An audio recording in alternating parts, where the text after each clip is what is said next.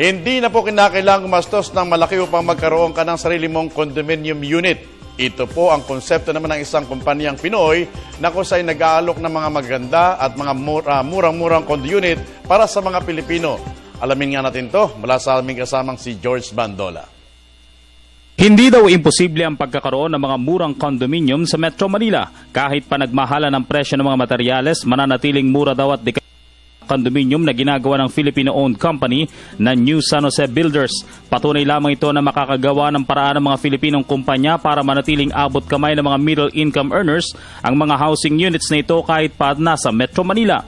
Sabi ni Dr. Isagani Hermar, target nilang kunin ang middle-income earners market sa kabila na nagsulputan na rin ang mga contractor na pagmamayari ng mga malalaking tycoon.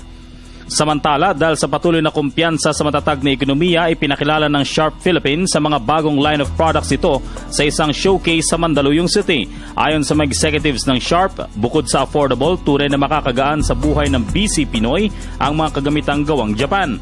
Bahagi na ng buhay ng Filipino na makasabay sa makabagong teknolohiya mula sa mga gamit sa tahanan hanggang sa mga gamit sa opisina para mas mapaigi ang workload at output.